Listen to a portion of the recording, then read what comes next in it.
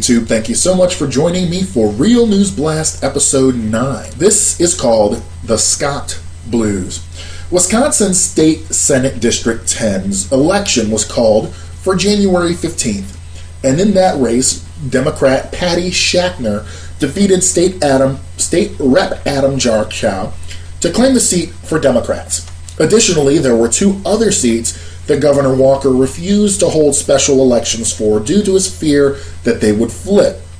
Further, there was a bill in the legislature that was to give the governor indiscriminate ability to determine when or if to hold to hold special elections, even if they would be filled at the next election cycle. Now, this was a move that would definitely disenfranchise a lot of Wisconsin residents because they would be unrepresented. Scott Walker then had to face a court and had until March 29th to call special elections, which would likely happen in June.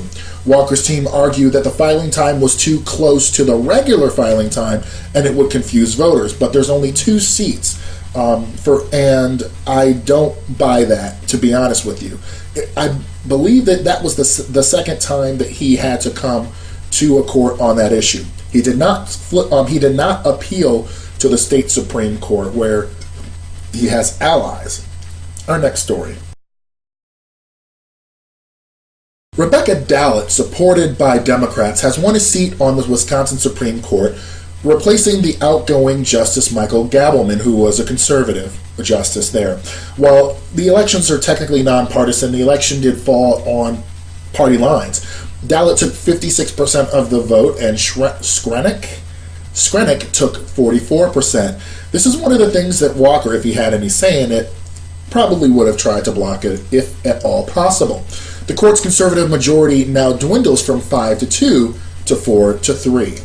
She also won at least 24 different counties across Wisconsin that Clinton had lost, and did keep some Democratic strongholds as well, which did not hurt.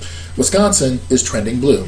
And speaking of it, Governor Walker has tweeted about how angry the far left is and wants to counter it with civility. But Act 10 wasn't all that civil, and neither was the voter ID laws that he signed, nor the myriad of ways that he has hurt Wisconsin since he was elected. Our last story. Florida Governor Rick Scott's scheme of restoring voting rights to former felons was overturned on February the 1st. It was the result of a lawsuit brought by Fair Elections Legal Network, who represented 9 plaintiffs that did not get their voting rights restored despite having gone through the process. It says that a former felon must complete all of the probation, go before a board that includes the governor. In the ruling by federal Judge Walker, he said in his ruling that there were many people who even joked about illegally voting for Governor Rick Scott who had their rights restored. The Tallahassee Democrat put it this way. Walker noted several instances of former felons who professed political views amenable to the board's members, who then received voting rights, while those who expressed contrary political views to the boards were denied the same rights. He went on to say that viewpoint discrimination is deeply antithetical to the Constitution and our nation's long-standing values.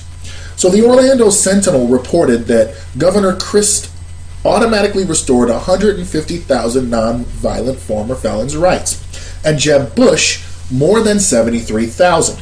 Since Governor Scott took office, that number plummeted to less than 3,000, and there's only 4 times a year someone can come to the board to get their rights reinstated, and there's a backlog of more than 10,000 cases. The state leader argued in court that since Rick Scott stands with the victims of crimes, he can deny anyone restoration of voting rights. But the court is not the only venue which Floridians will seek to get an automatic voting rights restoration.